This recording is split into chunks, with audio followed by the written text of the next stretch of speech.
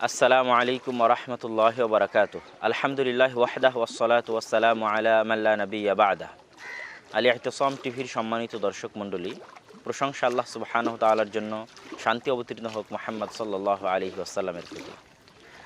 আজকে আমরা আপনাদের সামনে যে বিষয়টি নিয়ে উপস্থিত হয়েছি সেটি বর্তমান শুধু বাংলাদেশে নয়, ভারত উপমহাদেশে নয়, বরং সমগ্র পৃথিবীতে, সমগ্র বিশ্বে, আন্তর্জাতিকভাবে সবচেয়ে বেশি আলোচিত, সমালোচিত শব্দটি এবং বাক্যটি যা উচ্চারিত হচ্ছে তার সব কিছুই আফগানিস্তান এবং তালেবান কেন্দ্রিক। তো আজকে আমরা সেই বিষয়ে আমাদের পক্ষে বিপক্ষে অবস্থানমূলক স্পষ্টকরণ নয়, বরং সার্বিক অবস্থার বিশ্লেষণমূলক আলোচনা পেশ করার চেষ্টা করব ইনশা আল্লাহুল আজিজ।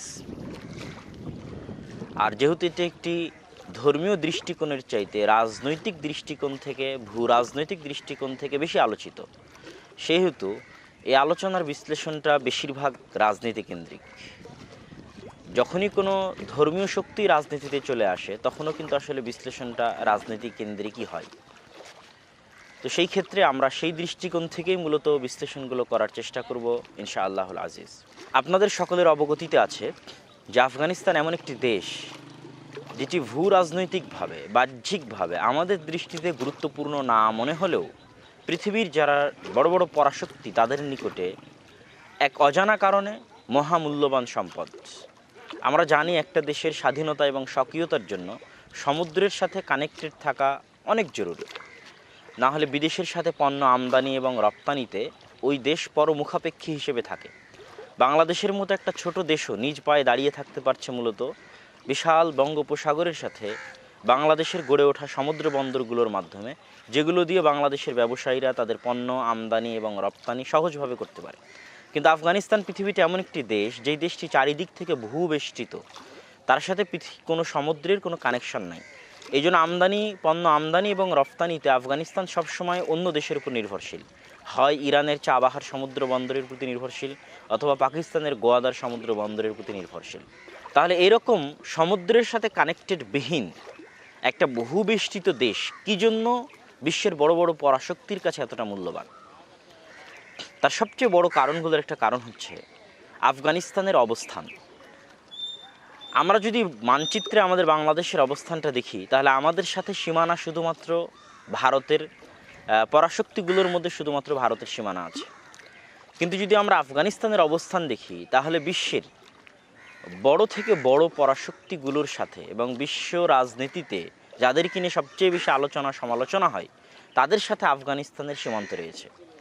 আফগানিস্তানের সীমান্ত যেমন পাকিস্তানের সাথে রয়েছে, আফগানিস্তানের সীমান্ত যেমন ইরানের সাথে আছে, আফগানিস্তানের সীমান্ত তেমন চীনের সাথে আছে, আফগানিস্তানের সীমান্ত তেমন সাবেক সোভিয়েত ইউনিয়ন এবং বর্তমান রাশিয়া প্রভাবিত যে দেশগুলো, যে অঞ্চলগুলোর নিরাপত্তার উপর রাশিয়ার নিরাপত্তা নির্ভর করে, সেই সমস্ত দেশের সাথেও, তথা মধ্য এশিয়ার দেশের সাথেও আফগানিস্তানের বিশাল সীমান্ত রয়েছে। তাহলে একসাথে এতগুলো পরাশক্তির সাথে সীমান্ত থাকা এবং আফগানিস্তান কেন্দ্রিক পাকিস্তান এবং ভারতের এক চরম এবং পরম স্বার্থ জড়িত আছে। পাকিস্তানের স্বার্থ হচ্ছে, পাকিস্তানের সাথে আফগানিস্তানের সীমান্ত বিশাল লম্বা এবং জাতিগতভাবে, ভাষাগতভাবে আফগানিস্তান সীমান্তবর্তী যে অঞ্চল পাকিস্তানে রয়েছে তাদের ভাষা এবং জাতি আর আফগানিস্তানের বৃহৎ ভাষা এবং জাতির মধ্যে মিল রয়েছে। তো সীমান্তবর্তী এই অঞ্চলে, যেমন আমাদের পশ্চিমবঙ্গ এবং আমাদের বাংলাদেশ, তো সীমান্তবর্তী এই অঞ্চলে ভাষাগত এবং জাতিগত মিল থাকার কারণে আফগানিস্তানে যা কিছু ঘটে তার একটা স্বাভাবিক প্রভাব পাকিস্তানে এসে পড়ে।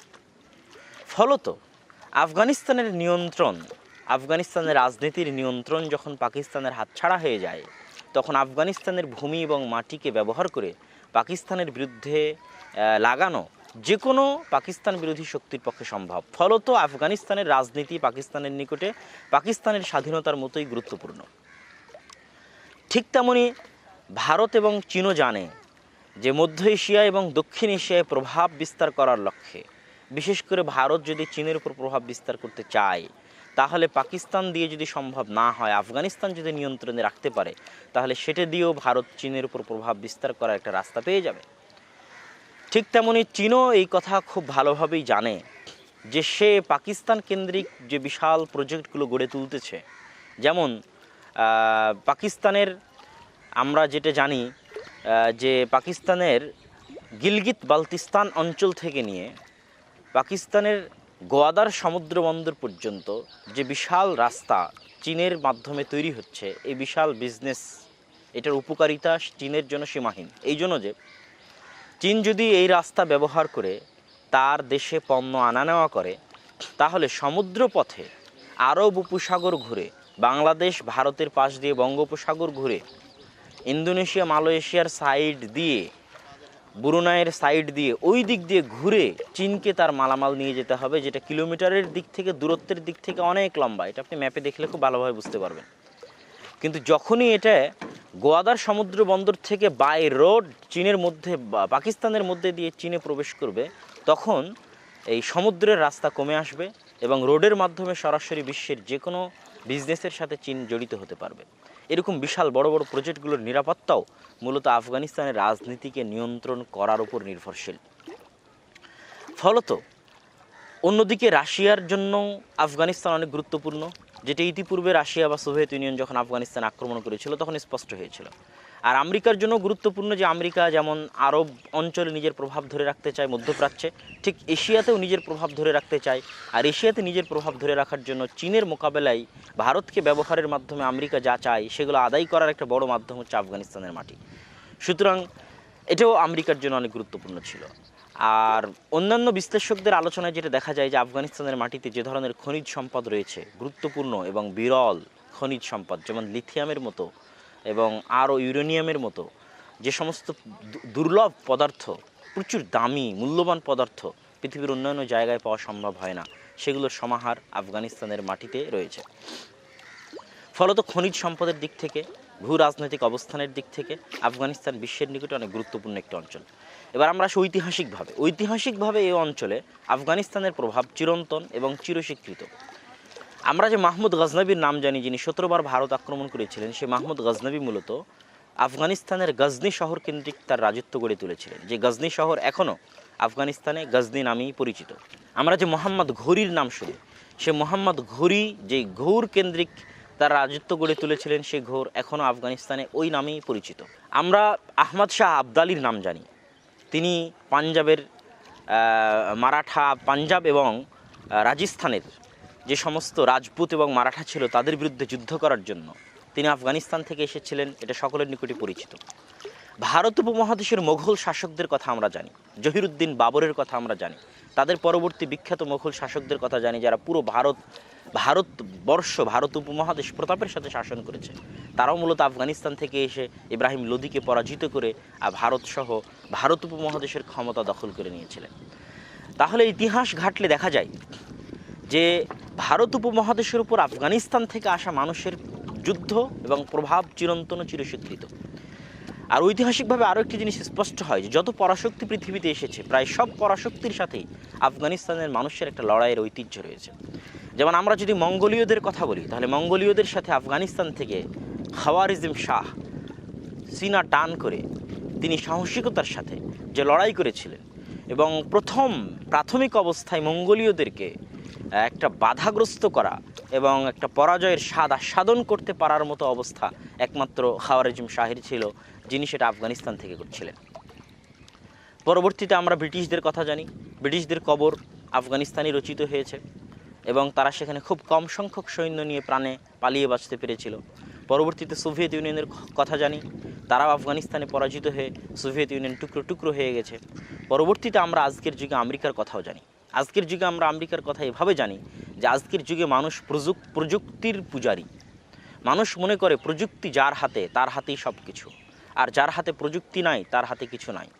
প্রযুক্তির পূজারী এই পৃথিবী ভুলতে বসেছিল যে আল্লাহ সুবহানাহু তাআলা চাইলে, মানুষ চেষ্টা করলে, আল্লাহ সুবহানাহু তাআলার উপর ভরসা থাকলে, ধৈর্য থাকলে, সবর থাকলে আসলে প্রযুক্তি না থাকলেও বিজয় সম্ভব। এটা কিন্তু মানুষ ভুলে যেতে বসেছিল। তো প্রযুক্তি পূজার এই যুগে বিশ্বের সবচেয়ে মহাপরাশক্তি আমেরিকা যেভাবে আফগানিস্তানের মাটিতে এক প্রকার পরাজয়, যদিও আমেরিকাও জয় জয় ভাব নিয়ে আফগানিস্তান থেকে চলে যাওয়ার চেষ্টা করেছে, কিন্তু তারপরেও আমেরিকার বিভিন্ন কথার মধ্যে বিভিন্ন কথার অসামঞ্জস্যতার মধ্যে পরাজয়টা কিছুটা হলেও ফুটে ওঠে। সে অসামঞ্জস্যতা হচ্ছে আমেরিকা এখন বলতে চায় তারা আফগানিস্তানে এসেছিল শুধুমাত্র আল কায়দাকে সরানোর জন্য এবং ওসামা বিন লাদেনকে হত্যা করার জন্য। সেই কাজে তারা সফল হয়েছে, সুতরাং তাদের প্রজেক্ট শেষ, অতএব তারা আফগানিস্তানে বিজয়ী, এই জন্য তারা চলে যাচ্ছে।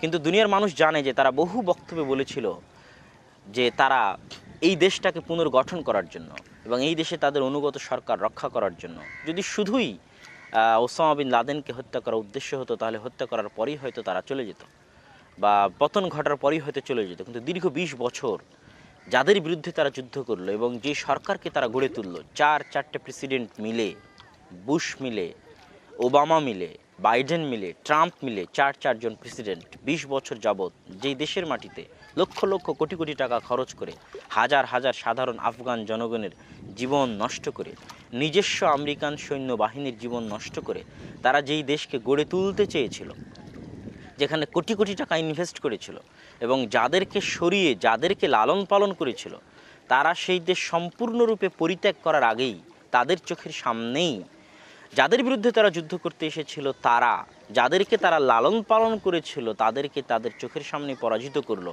তাদের সম্পূর্ণরূপে আফগানিস্তান পরিত্যাগের পূর্বেই। এবং বর্তমানে তারা যে একটা জয় জয় ভাব দেখাচ্ছে, সেটার সাথে তাদের অতীতের কথাবার্তার অসামঞ্জস্যতা কিছুটা হলেও পরাজয়ের ইঙ্গিত বহন করে। সম্মানিত উপস্থিতি, তাহলে আমরা রাজনৈতিকভাবে এবং ঐতিহাসিকভাবে ভূ রাজনৈতিকভাবে আফগানিস্তানের অবস্থান দেখলাম। এখানে যদিও আলোচনার সাথে সামঞ্জস্যপূর্ণ নয়, তারপরেও যেহেতু আফগানিস্তান কেন্দ্রিক আলোচনা যখনই হয় তখন খোরাসানের নাম উচ্চারিত হয় এবং খোরাসান কেন্দ্রিক অনেক হাদিস আমাদের সামনে পেশ করা হয়, যার অধিকাংশই বা প্রায় সব হাদিসই সানাদগতভাবে দুর্বল। তবে একটা হাদিস, যে হাদিসে খোরাসানের নাম নেই কিন্তু ওই অঞ্চলের পরিচয় বর্ণনা করতে গিয়ে সবাই খোরাসানের কথা বলেছেন, সেটা রাসূল সাল্লাল্লাহু আলাইহি ওয়াসাল্লামের বাণী, লাউ কানা দ্বীন ইনদা সোরাইয়া, যদি দিন সোরাইয়া তারকার ওখানেও থাকে, তাহলে এই সালমান আল ফার্সি তাদের ভাইয়েরা, তাদের জাতি এবং গোত্রীয় ভাইয়েরা সেখান থেকে দিনকে ছিনিয়ে নিয়ে আসবে। তো ফার্সি বা ফুরসের পরিচয় দিতে গিয়ে মুআজামুল বুলদান গ্রন্থের লেখক ইয়াকুত আল হামাবি রাহিমাহুল্লাহ তিনি লিখেছেন যে ফুরস বা ফারিস হচ্ছে বেলাদ মা ওয়ারা ইন নাহার বি খোরাসান। নাহার নদী, নাহার বলতে যে নদীকে বোঝানো হয় সেই নদী হচ্ছে জাইহুন নদী। জাইহুন নদীর তীরবর্তী খোরাসান অঞ্চলের যে এলাকা রয়েছে সেটাই মূলত হচ্ছে ফুরস বা ফারিস বা সালমান ফার্সির এলাকা। আর আমরা জানি যে জাইহুন নদীকে আমুদরিয়া বলা হয়, যেটা আফগানিস্তানের উত্তরাঞ্চল বাদাখশান প্রদেশের ওয়াখান করিডোরের যে পর্বতমালা রয়েছে সেই পর্বতমালা থেকে আমুদরিয়া এই নদীর উৎপত্তি। তারপরে এই নদী তুর্কমেনিস্তান, উজবেকিস্তান এই দেশগুলোর মধ্যে দিয়ে অরল সাগরে গিয়ে পতিত হয়েছে। নদীটি একটি স্লথ গতির নদী। আর এই নদীকে এই হাদিসের ব্যাখ্যায় বড় বড় মুহাদ্দিসগণ উল্লেখ করেছেন। সুতরাং এই নদী কেন্দ্রিক, এই নদীর আশেপাশে গড়ে ওঠা যে অঞ্চল সেগুলোকে খোরাসান হিসেবে ঐতিহাসিকভাবে গণ্য করা হয়। Uzbekistan, Turkmenistan, Tajikistan, Afghanistan, Iran এই অঞ্চলগুলোতে খোরাসান হিসেবে গণ্য করা হয়। আর পৃথিবীর যত বড় বড় মুহাদ্দিস এসেছেন তাদের অধিকাংশ মুহাদ্দিসই এই অঞ্চলগুলো থেকে এসেছেন। আপনারা হয়তো শুনলে মনে করবেন যে এই মুহাদ্দিসগুলো সবাই যদি খোরাসান অঞ্চলের হয় তাহলে আবার কোন মুহাদ্দিস বাকি থাকলো যারা খোরাসান অঞ্চলের নন। আমাদের নিকটে পরিচিত যত মুহাদ্দিস আমাদের নিকটে নাম জানা আছে তার অধিকাংশই ইমাম বুখারী, ইমাম মুসলিম, ইমাম দারাকুতনি, ইমাম বাইহাকি, ইমাম দারিমি, ইমাম ইবনু খুজাইমা, ইমাম ইবনু হিব্বান, ইমাম আল খাত্তাবি, ইমাম হাকিম থেকে শুরু করে আবদুল্লাহ ইবনুল মুবারক, আবু হাতিম আর রাজি, আবু জুরআ আর রাজি, ইসহাক বিন রাহওয়াই, এরকম যত বড় বড় ইমাম রয়েছে তাদের সকলের জন্মস্থান বসবাস, ইমাম তিরমিজি, ইমাম নাসাই, তাদের সকলের জন্মস্থান এবং বসবাস হচ্ছে খোরাসান অঞ্চল। তার মধ্যে আফগানিস্তানের কয়েকটা শহরকে আমি আপনাদের সামনে নির্দিষ্ট করে উল্লেখ করতে চাই। যেমন ইমাম আবু দাউদ আস-সিজিস্তানি, সুনানে আবু দাউদের লেখক, তার জন্মস্থান বর্তমান আফগানিস্তানের ইরান সীমান্তবর্তী যে অঞ্চল যেটাকে সিস্তান বলা হয়, ওই অঞ্চল, যেই অঞ্চলে পাকিস্তান এবং ইরান সীমান্তবর্তী আফগানিস্তানের যে অঞ্চলে বালুচরা বসবাস করে সেটাই হচ্ছে সিস্তান, যেটা সিজিস্তান ইমাম আবু দাউদ রাহিমাহুল্লাহর জন্মস্থান। ঠিক তেমন ইমাম খাত্তাবি এবং ইমাম ইবনু হিব্বান, সহিহ ইবনু হিব্বানের লেখক ইমাম ইবনু হিব্বান এবং মাআলিমুস সুনান ওয়া আলামুল হাদিস, সহিহ বুখারীর ব্যাখ্যা গ্রন্থ এবং সুনানে আবু দাউদের পুরাতন এবং সহিহ বুখারীর সবচেয়ে পুরাতন ব্যাখ্যা গ্রন্থগুলোর একটি। ইমাম খাত্তাবী এবং সহিহ ইবনে হিব্বানের লেখক ইমাম ইবনে হিব্বানের জন্মস্থান হচ্ছে বুস্ত, তাদের নামের শেষে লাগানো হয় ইবনে হিব্বান আল বুস্তি, ইমাম আল খাত্তাবী আল বুস্তি। এই বুস্টটাই হচ্ছে লস্করগাহ নামক জায়গা, যেই জায়গার একটা বিমানবন্দর আছে এখনও, বোস্ট এয়ারপোর্ট নামে, এবং যেটা দখল করার জন্য তালেবানদেরকে প্রচুর পরিমাণে যুদ্ধ এবং রক্তক্ষয় ঘটাতে হয়েছে লস্করগাহ দখল করতে গিয়ে। এটা আপনি ম্যাপে দেখলে বুঝতে পারবেন। তো বোস্ট এয়ারপোর্ট আছে, ওই অঞ্চলগুলোই ইমাম খাত্তাবী এবং ইমাম ইবনে হিব্বানের জন্মস্থান এবং বেড়ে ওঠার অঞ্চল। ঠিক তেমনি আমরা যদি দেখি বুখারার কথা, তিরমিজির কথা, ওই আমুদরিয়ার আফগানিস্তান সীমান্তবর্তী অঞ্চল হচ্ছে তিরমিজ, যেটা এখনও ওই নামে রয়েছে। এবং আমরা যদি দেখি মারো, যেটা যত ইমামের নামের শেষে আল মারওয়াজি আছে, আব্দুল্লাহ ইবনে মুবারক আল মারওয়াজি, ইসহাক ইবনে রাহওয়াই আল মারওয়াজি, এই মারোটা মূলত আফগানিস্তানের হেরাত সীমান্তবর্তী অঞ্চল থেকে অল্প দূরে অবস্থিত। ঠিক তেমনি আমরা যদি আর রাজি নামে যত ইমাম আছে, আবু হাতেম আর রাজি, আবু জুরা আর রাজি, তাহলে এটাও আফগানিস্তান থেকে অতি নিকটে ইরান সীমান্তবর্তী তেহরান অঞ্চলে অবস্থিত হচ্ছে আর রায়নগরী। তো এই অঞ্চলগুলো মূলত ছিল মুহাদ্দিসদের আবাদি অঞ্চল। এবং যত ইমামের নামের শেষে বালখি আছে, যাদের নামের শেষে হারবি আছে, যেমন আবু যার আল হারবি, সহিহ বুখারীর রাবিদের নুসখার বর্ণনাকারীদের একজন বিখ্যাত বর্ণনাকারী হচ্ছে আবু যার আল হারবি, যাদের নামের শেষে হারবি আছে তারা সকলেই হচ্ছে আফগানিস্তানের হেরাত অঞ্চলের অধিবাসী। যাদের নামের শেষে বালখি আছে তারা সকলেই হচ্ছে আফগানিস্তানের বালখ অঞ্চলের অধিবাসী। যেমন আমাদের মহাস্তানগড়ের মাহিশহর বালখি ইতিহাস আপনারা পাবেন, ওই বালখি হচ্ছে আফগানিস্তানের বালখ অঞ্চলের অধিবাসী। ঠিক তেমনি কুতুবে সিত্তার যত ইমাম আছে, এই 6 জন ইমামের শিক্ষক কুতাইবা বিন সাঈদ আল বাগলানি, যে কোনো হাদিস গ্রন্থ খুঁজলেই হাদ্দাসানা কুতাইবা, আমাকে কুতাইবা হাদিস শুনিয়েছেন। ইমাম বুখারী বলছে হাদ্দাসানা কুতাইবা, মুসলিম বলছে হাদ্দাসানা কুতাইবা। ওই কুতাইবা বিন সাঈদ আল বাগলানি, এটাও পাকিস্তান সীমান্তবর্তী আফগানিস্তানের একটা অঞ্চল বাগলান, যেটা নিয়ে ইদানিং আজকাল আলোচনা হচ্ছে। আজকাল এই জন্য আলোচনা হচ্ছে যে পাঞ্জশির কেন্দ্রিক যে আলোচনাটা চলতেছে, এটা আমরা আলোচনার শেষের দিকে আলোচনা করার চেষ্টা করবো ইনশাআল্লাহ আজিজ। তাহলে ইলমি দিক থেকেও আমরা এই অঞ্চলের একটা ভূমিকা আপনাদের সামনে ফুটিয়ে তুললাম। এবার আমরা মূল বিশ্লেষণমূলক আলোচনায় যাওয়ার আগেই তালেবানদের উৎপত্তির ইতিহাস সম্পর্কে আমাদেরকে একটু জানতে হবে, এবং তালেবানদের সাথে অন্যান্য যে গোষ্ঠীগুলো রয়েছে তাদের সাথে তালেবানদের কিছু পার্থক্য, এটাও আমাদেরকে মাথায় রাখতে হবে। প্রথমত, সোভিয়েত ইউনিয়নের সাথে যুদ্ধ বিজয় পরবর্তী আমেরিকার সিআইএর সহযোগিতায়, পাকিস্তানের আইএসআইয়ের সহযোগিতায় যে মুজাহিদিন বাহিনীগুলো সোভিয়েত ইউনিয়নকে পরাজিত করেছিল, সেই মুজাহিদিন বাহিনীগুলোই পরবর্তীতে পরস্পর গৃহযুদ্ধে লিপ্ত হয় ক্ষমতা দখল করা কেন্দ্রিক। যেমন আমরা বর্তমানে হিজবে ইসলামের লিডার গুলবুদ্দিন হিকমতিয়ার, যদিও এটা আমাদের বাংলা ভাষায় গুলবুদ্দিন হিকমতিয়ার লেখে, যিনি একসময় প্রধানমন্ত্রী ছিলেন আফগানিস্তানের, কিন্তু আসলে আরবিতে নামটা লিখলে দেখা যায় কলবুদ্দিন হিকমতিয়ার। তো তার সাথেও কিন্তু একসময় তালেবানদের যুদ্ধ হতো ক্ষমতা কেন্দ্রিক। তো ক্ষমতা দখল করা কেন্দ্রিক একটা গৃহযুদ্ধ শুরু হয়ে যায় আফগানিস্তানে, এবং এই গৃহযুদ্ধের কারণে পুরো আফগানিস্তানের ল অ্যান্ড অর্ডার তথা আইনের শাসন ধ্বংস হয়ে যায়, ধূলিসাৎ হয়ে যায়, এবং একটা হাহাকার, অরাজকতা এবং লুটতরাজ, লুণ্ঠন, মারামারি, নিরাপত্তাহীনতা, আমানহীনতার অবস্থা বিরাজ করে। এরকম একটা ল অ্যান্ড অর্ডার ভেঙে পড়ার অবস্থার মধ্যে, আমান ভেঙে পড়ার অবস্থার মধ্যে আফগানিস্তানের এই কান্দাহার শহরেই, কান্দাহার কেন্দ্রিক যে অঞ্চল, এই অঞ্চলগুলোতেই মূলত তালেবানের উৎপত্তি ঘটে। এই কান্দাহার কেন্দ্রিক পশতুন যে জাতি রয়েছে, এই পশতুন জাতিগোত্রের একটা মাদ্রাসার শিক্ষক এবং ছাত্র মিলে ওই অঞ্চলে একটা মহিলাকে ধর্ষণ করা হলে এবং ধর্ষণকারীর কোনো বিচার না হলে, যেহেতু সারা দেশে তখন ল অ্যান্ড অর্ডার ছিল না, সারা দেশে কোনো আইনের শাসন ছিল না, কোনো বিচার না হলে মাদ্রাসার ছাত্ররাই মিলে এলাকার জনগণের উপস্থিতিতে সেই ধর্ষককে হত্যার শাস্তি বা ফাঁসির শাস্তি প্রদান করে। এই শাস্তি প্রদানের ফলত কারণে এলাকার লোকজনের মধ্যে মাদ্রাসার ছাত্রদের প্রতি একটা ভরসা আসে যে আমাদের এখন যে অনিরাপদ অবস্থা বিরাজ করছে, সেখান থেকে আমরা তাদের মাধ্যমে উদ্ধার পেতে পারি।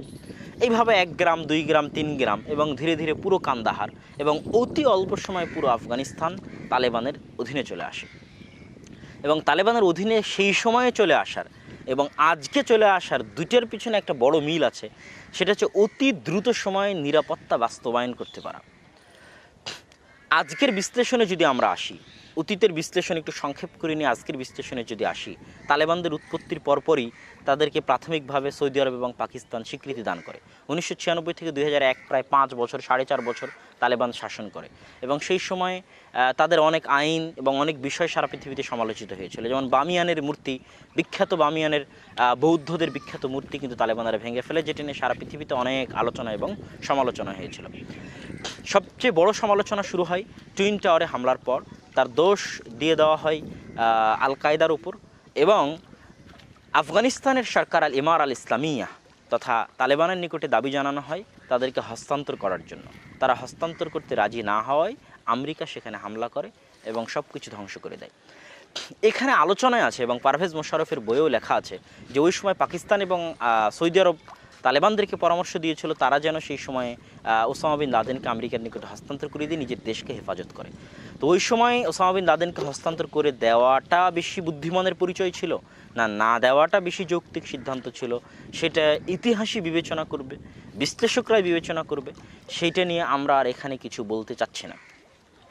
তারপরের ইতিহাস তো সকলের জানা যে যখন আমেরিকা সেখানে আক্রমণ করে তখন ক্ষমতা ছেড়ে দিয়ে আফগানিস্তানের আল ইমার আল ইসলামিয়া বা তালেবান তালিবস যারা আছে এই তালিবসরা বিভিন্ন পাহাড়ে এবং মরুতে ছড়িয়ে পড়ে এবং সেখান থেকে তারা গেরিলা আক্রমণের মাধ্যমে, ধৈর্যের মাধ্যমে, সবরের মাধ্যমে ধীরে ধীরে ধীরে ধীরে ধীরে ধীরে আমেরিকার উপর চাপ বা প্রেশার ক্রিয়েট করতে থাকে এবং আমেরিকা দীর্ঘ 20 বছরে তাদের সাথে যুদ্ধ শেষ না করতে পারার কারণে এবং তাদেরকে পরিপূর্ণরূপে নিঃশেষ না করতে পারার কারণে একটা সুপার পাওয়ার হওয়ার পরও রাষ্ট্র ক্ষমতায় নাই, শাসন ক্ষমতায় নেই, এরকম একটা সাধারণ দলের সাথে চুক্তিতে চলে যায়, যেটা পৃথিবীর ইতিহাসে বিরল। এবং সেই চুক্তির পরপরই যেই তারিখে তাদের দেশ ছাড়ার কথা 31শে আগস্ট, চুক্তির পরপরই নতুনভাবে তালিবসরা আফগানিস্তানের বিভিন্ন অঞ্চল দখল করা শুরু করে এবং প্রাথমিকভাবে কৌশলগত কারণে তারা সীমান্তবর্তী অঞ্চল এবং সীমান্তের যে পাসিং বা ক্রসিংগুলো আছে যেগুলো দিয়ে মাল আনা নেওয়া, আমদানি রপ্তানি সংঘটিত হয়, সেই সমস্ত সীমান্তবর্তী বন্দরগুলো এবং সীমান্তবর্তী অঞ্চলগুলো প্রাথমিকভাবে তারা নিয়ন্ত্রণ নেওয়া শুরু করে। তারপরে উত্তরাঞ্চল নিয়ন্ত্রণ নেওয়া শুরু করে। উত্তরাঞ্চল নিয়ন্ত্রণে তারা তাদের সম্পূর্ণ শক্তি প্রয়োগ করে। এই জন্য যে 2001 সালে আমেরিকা যখন আফগানিস্তানে তাদের বিরুদ্ধে লড়াই করেছিল তখন উত্তরাঞ্চল, নর্থ অ্যালায়েন্স বলা হয়, এই উত্তরাঞ্চলের মানুষগুলো সাধারণত পশতুন নয়, সাধারণত তারা উজবেক, তাজিক, কাজাখ তথা অন্য জাতির। আর তালিবস যারা তারা মূলত পশতুন জাতি গোত্রের বেশি। আর আফগানিস্তানে গোত্রভিত্তিক যে রাজনীতি এবং গোত্রভিত্তিক যে রেশারেশি এবং শত্রুতা এবং গোত্রীয় শাসন এটা আদিকাল থেকে আছে, যেটাকে লয়া জিরগা বলা হয় বা বাংলায় লেখেন নয়া জিরগা। জিরগার মাধ্যমে গোত্র নেতারা বসে আফগানিস্তান শাসন করে। এই গোত্র প্রধানের অধীনে থেকে গোত্রীয় নীতির মাধ্যমে বড় হওয়া এটা আফগানিস্তানের মানুষদের জন্মগত বৈশিষ্ট্য। তাহলে উজবেক, তাজিক, কাজাখ এবং হাজারা, শিয়া গোষ্ঠী হাজারা, তাদের সাথে পশতুনদের ঐতিহাসিকভাবে একটা রেশারেশি আছে। এই রেশারেশিকে কাজে লাগে এবং তাদের অধিকাংশ বসবাসের অঞ্চল হচ্ছে উত্তরাঞ্চল। এবং আজকের পাঞ্জশির এখনও তালিবসরা দখল করতে পারেনি এবং যে পাঞ্জশির 1996 থেকে 2001-এও তালিবসরা দখল করতে পারেনি, সেই পাঞ্জশির কিন্তু নর্থ অ্যালায়েন্সের মূল কেন্দ্র ছিল। তাহলে ওই পাঞ্জশির এবং নর্থ অ্যালায়েন্সের পশতুন বিদ্বেষী যে জাতিগোত্র আছে তাদেরকে কাজে লাগিয়ে ওই সময় আমেরিকা অতি দ্রুত তালিবসদের পতন ঘটিয়েছিল। এই জন্য এইবারের বিজয় অভিযানের শুরুতে তালিবসরা সবচেয়ে বেশি শক্তি বিনিয়োগ করে উত্তরাঞ্চলে এবং উত্তরাঞ্চলের বড় বড় শহর তারা বিজয় করে, যেটা আমরা জানি হেরাত, বাল্খ, মাজারি শরীফ, বাদাখশান, ওয়াখান করিডোরের অঞ্চল, চীন সীমান্তবর্তী বাদাখশান, ওয়াখান করিডোরের অঞ্চল, এই পুরো উত্তরাঞ্চল কিন্তু তারা এবার সর্বপ্রথম বিজয় করে, মানে আগে বিজয় করার চেষ্টা করে। আর যেহেতু তারা জানে দেশের দক্ষিণাঞ্চল তথা পশতুন শাসিত অঞ্চলগুলো তারা অটোমেটিকই দখল করতে পারবে, তারপরেও পাঞ্জশির দখল করতে বাকি থেকে যায়, যেটা নিয়ে এখন রানিং যুদ্ধ চলতেছে তালিবসদের সাথে। পাঞ্জশিরের আহমদ শাহ মাসুদের যে সন্তান, যার পিতা এক সময় নর্থ অ্যালায়েন্সের নেতৃত্ব দিত, তারা সেখানে যুদ্ধ বিগ্রহে লিপ্ত আছে। তাহলে এখানে আমরা একটা জিনিস ক্লিয়ার দেখতে পাচ্ছি যে এই নতুন বিজয় অভিযানের সময় তারা কৌশলগত দিকগুলো বিবেচনা করে তালিবসরা সামনে আগায় এবং কৌশলগত দিক বিবেচনা করে সামনে আগানোর ক্ষেত্রে বলতে থাকা হলো যে গ্রাম অঞ্চলগুলো, সীমান্ত অঞ্চলগুলো যত দ্রুত তালিবস দখল করতে পেরেছে শহর তত দ্রুত পারবে না। এই জন্য যে বহুদিন থেকে 20 বছর থেকে তারা শহরের বাইরে, আর শহরের নিরাপত্তায় আছে আফগান সেনাবাহিনী। তাহলে একদিকে উজবেক, তাজিক, কাজাখ রেশারেশিওয়ালা বিদ্বেষওয়ালা জাতিগোত্র, আর একদিকে আফগান সেনাবাহিনী, এত কিছুর পরেও শুধু চুক্তির মাধ্যমে তালিবসদের পক্ষে আফগান বিজয় করা সম্ভব নয়। শুধু তালিবস কেন, আর যে কোনো শক্তিকে যদি দায়িত্ব দেওয়া হয়, আমেরিকার সাথে চুক্তি করিয়ে দেওয়া হয়, তাহলেও তারা একবারে অল্প সময়ের মধ্যে পুরো আফগান দখল করে নেবে, এটা খুব কঠিন। আফগানদের পরস্পর জাতিগোত্র অনুযায়ী যে বিদ্বেষ আছে সেটার কারণে, এবং যে আফগান সেনাবাহিনী আছে যারা 20 বছরের প্রশিক্ষিত তাদের কারণে। তো এই ত্রিমুখী সংঘর্ষ মূলত তালিবসরা কয়েকটা উপায়ে তাদের যে বিজয়, এবং সেখানে অতি অল্প সময়ে যে তারা শহরগুলো দখল করে ফেলেছে চোখের পলকে। যখন মানুষ বলেছে আর 6 মাস লাগবে কাবুল দখল করতে, তখন তারা 24 ঘন্টাও 3টে প্রাদেশিক রাজধানী দখল করার রেকর্ড আছে, এবং 2 সপ্তাহের মধ্যে পুরো আফগানিস্তানের প্রাদেশিক রাজধানীগুলো দখল করে ফেলেছে। এবং মাজারে শরীফে যখন আশরাফ গনি সফরে যান, তখন মাজারে শরীফকে চারিদিক থেকে ঘিরে ফেলেছিল তালিবসরা। মাজারে শরীফ আবদ্ধ মাজারে শরীফে সফরে যান আশরাফ গনি তার সেনাবাহিনীকে উৎসাহ দেওয়ার জন্য, অথচ আশরাফ গনির সফরের 3 দিনের মধ্যে মাজারে শরীফের পতনটা ঘটে 3 দিনের মধ্যে কাবুলেরও পতন ঘটে। যেটা মানুষ এত দ্রুত পতন ঘটবে, এটা মানুষ আমেরিকা থেকে শুরু করে বিশ্বের যারা গণমাধ্যমের সাথে যারা সরাসরি জড়িত আছে, বিশ্বের মানুষজন কেউই কল্পনা করেনি যে এত দ্রুত পতন ঘটবে। তাহলে গ্রাম থেকে উঠে আসা এবং 20 বছর শহর থেকে দূরে থাকা একদল তালিবস কীভাবে, কোন পদ্ধতিতে, কোন উপায়ে এই শহরগুলো, প্রাদেশিক রাজধানীগুলো এবং কাবুল সহ এত দ্রুত এত অল্প সময় পতন ঘটালো, এটার জন্য আমাদের বিশ্লেষণে আমরা 4টা কারণ আপনাদের সামনে পেশ করার চেষ্টা করব। তাদের এত দ্রুত বিজয়ের যেটা সবচেয়ে বড় কারণ, যেটা আমরা আগের বারও বলেছি, যে 1996 থেকে 2001-এ তালেবানদের যত দুর্নাম ছিল, একটা সুনাম সেই সময় ছিল, সেটা হচ্ছে নিরাপত্তা বাস্তবায়ন করতে পারা। এবং ঠিক এইবারও তালেবানদের দ্রুত বিজয়ের সবচেয়ে বড় কারণ হচ্ছে অতি দ্রুত সময় নিরাপত্তা বাস্তবায়ন করতে পারা। এত তো আফগানিস্তানের বিশাল এরিয়া, এক বাংলাদেশের 7-8 গুণ হতে পারে আফগানিস্তান। এই বিশাল এরিয়া যে তালিবসরা এত দ্রুত দখল করলো এবং বড় বড় প্রাদেশিক রাজধানী দখল করলো, কোথাও কিন্তু আপনি দেখবেন না যে একটা ব্যাংক ডাকাতি হয়েছে, একটা লুটতরাজ হয়েছে, একটা ধর্ষণ হয়েছে, একটা মারামারি হয়েছে, একটা হত্যা হয়েছে, একটা ছিনতাই হয়েছে, পাবেন না। কাবুলের মতো রাজধানী দখল করার মাত্র 3 ঘন্টার মধ্যে, এবং কাবুল দখল করার ক্ষেত্রে 15 আগস্ট রাতে যখন কাবুল দখল করার ঘোষণা দিল তালিবসরা তাদের অফিসিয়াল টুইটারে, তখন তারা কিন্তু কারণ এটাই উল্লেখ করেছে যে আশরাফ গনি কাবুল ছেড়ে পালিয়ে যাওয়ার কারণে ওখানে যে আফগান তৎকালীন যে সরকার, তথা ওই যে 1-2 সপ্তাহ আগে আশরাফ গনির যে সরকার, সেই সরকার নিরাপত্তা বাস্তবায়নের জন্য যে কার্যক্রমগুলো করত, সেই সরকারের পুরো ল অ্যান্ড অর্ডার ভেঙে পড়ে এবং পুরো কাবুলে একটা লুটতরাজ, চুরি, ডাকাতির অবস্থা বিরাজ করতেছে। অতএব এই যে একটা অনিরাপদ অবস্থা রাজধানীতে বিরাজ করতেছে, অনিরাপদ অবস্থা দূর করার জন্য এবং নিরাপত্তা কায়েম করার জন্য আমরা কাবুল দখল করার ঘোষণা দিলাম। নিরাপত্তা কায়েম করার জন্য তারা কাবুল দখল করার ঘোষণা দিয়েছে, এবং কাবুল দখলের মাত্র 3 ঘন্টার মধ্যে পুরো কাবুলকে সম্পূর্ণরূপে নিরাপদ, আমন আমান কায়েম করতে তারা সফল হয়েছে। তাহলে এই সুনাম তাদের আগেও ছিল, এই সুনাম তাদের এখনও আছে। এই জন্য এই সুনামের কারণে সাধারণ যারা আফগান জনগণ আছে, তারা একটা গৃহযুদ্ধের চাইতে, যে আমি যদি তালিবসের কাছে আত্মসমর্পণ না করি, অন্য কারোর সাথে থাকি, তাহলে একটা গৃহযুদ্ধ দেখা দেবে। আমি যদি আর অন্য কারোর সাথে যাই, তাহলে দেখা যাচ্ছে যে আমাকে যে নিরাপত্তা পাবো এটার কোনো গ্যারেন্টি নাই। সেই জায়গায় যেহেতু 1996 থেকে 2001 পর্যন্ত তালিবসদের একটা সুনাম ছিল নিরাপত্তা কায়েমে, তাহলে তাদের নিকটে আত্মসমর্পণ করলে অন্তত পক্ষে নিরাপত্তা কায়েমের প্রতি আমি নিশ্চয়তা পেতে পারি। এই নিরাপত্তা কায়েমের নিশ্চয়তা পাওয়ার আশাই সাধারণ জনগণ তালিবসদের হাতে পুরো আফগানিস্তান এত দ্রুত সময়ে দিয়ে দিতে সরিষা সম পরিমাণ কুণ্ঠাবোধ করেনি, আর তাদের এই আশা এখন পর্যন্ত রক্ষা করে চলেছে। এবং এই বিশাল অঞ্চল অতি অল্প সময় দখল করার পরও কোথাও নিরাপত্তাহীন অবস্থা বিরাজ করেনি। দ্বিতীয়ত, ক্ষমার ঘোষণা। যারা আফগান সেনাবাহিনীতে ছিল তারা যে হীনম্মন্যতায় ভুগত, সেই হীনম্মন্যটা হচ্ছে আফগান সেনাবাহিনী নির্দিষ্ট কোনো জাতি গোত্র কেন্দ্রিক গড়ে তোলা হয়নি। যে আফগান সেনাবাহিনীর সব সদস্য তাজিক, আফগান সেনাবাহিনীর সব সদস্য উজবেক, আফগান সেনাবাহিনীর সব সদস্য কাজাখ, আফগান সেনাবাহিনীর সব সদস্য পাশতুন, আফগান সেনাবাহিনীর সব সদস্য হাজারা, এরকম নির্দিষ্ট জাতি গোত্র কেন্দ্রিক গড়ে ওঠা হয়নি, বরং সব জাতি গোত্রের সংমিশ্রণে আফগান সেনাবাহিনী গড়ে উঠেছে। আর যেহেতু আফগানদের রক্তে মিশে আছে আজীবন নিজস্ব জাতিগোত্রের মাধ্যমে নিরাপত্তা খোঁজার, তাহলে যখন তারা দেখছে যে একটা সেনাবাহিনী যেখানে নির্দিষ্ট জাতিগোত্রের একত্রিত হয়ে নিরাপত্তার কোনো রাস্তা এবং নিশ্চয়তা নাই, এরকম একটা সংমিশ্রিতওয়ালা বাহিনীর সাথে থেকে নিজের গোত্রের বিরুদ্ধে, নিজের জাতির বিরুদ্ধে বা একটা প্রতিষ্ঠিত জাতি এবং গোত্রের বিরুদ্ধে যাওয়াটা বেশি নিরাপদজনক হবে না, বরং রিস্কি হবে। পাশাপাশি তারা আফগান যে ক্ষমার ঘোষণার কথা বারবার বলতে থেকেছে তালিবসরা, এই ক্ষমার ঘোষণা কিন্তু তারা বিশ্বাস করেছে।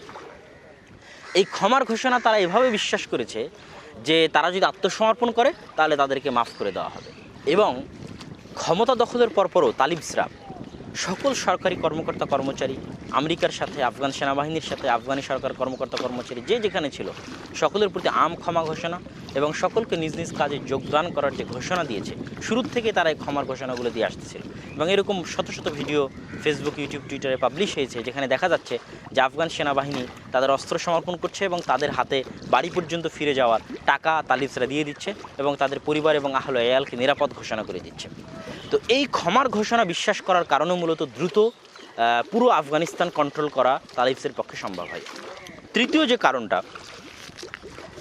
সেটা হচ্ছে কূটনৈতিক সফলতা। আমরা দেখেছি মাঠের যুদ্ধের পাশাপাশি তালিবসরা শুধু মাঠের যুদ্ধে সীমাবদ্ধ থাকেনি, বরং কাতারের দোহায় তাদের রাজনৈতিক অফিস থেকে তাদের একটা উচ্চ পর্যায়ের টিম, যেটা মোল্লা আব্দুল গনি ব্রাদারের নাম এখন সবচেয়ে বেশি উচ্চারিত হচ্ছে, যিনি পাকিস্তানের জেলে ছিলেন এবং মোটামুটি ইংরেজি ভাষায় পারদর্শী, তার নেতৃত্বে এবং আরও বড় বড় উচ্চ পদস্থ কর্মকর্তা যারা নেতা রয়েছেন, হাক্কানি নেটওয়ার্কেরও যারা নেতা এর সাথে জড়িত রয়েছেন, তাদের নেতৃত্বে যে একটা উচ্চ রাজনৈতিক টিম বিভিন্ন দেশের সাথে দেন দরবার, বিভিন্ন দেশের সাথে আলোচনা, নেগোসিয়েশন, আমেরিকার সাথে, রাশিয়ার সাথে, চায়নার সাথে মিটিং এবং নেগোসিয়েশন, এই যে কূটনৈতিক যে যাত্রা এবং সারা পৃথিবীকে একটা নিশ্চয়তা দেওয়ার চেষ্টা করা যে আমাদের মাটিকে আপনাদের বিরুদ্ধে ব্যবহার করতে দিব না, পাকিস্তানকে নিশ্চয়তা দেওয়া যে আমাদের মাটিকে আপনাদের বিরুদ্ধে ব্যবহার হবে না, ভারতকে নিরাপত্তার নিশ্চয়তা দেওয়া, রাশিয়াকে নিশ্চয়তা দেওয়া যে আমাদের মাটি আপনাদের বিরুদ্ধে ব্যবহার হবে না, চীনকে নিশ্চয়তা দেওয়া যে আপনাদের যে বিচ্ছিন্নতাবাদী রয়েছে তাদের বিরুদ্ধে আমাদের দেশের মাটি ব্যবহার হবে না, এই যে নিশ্চয়তা দিয়ে একটা কূটনৈতিক সফলতা অর্জন করা।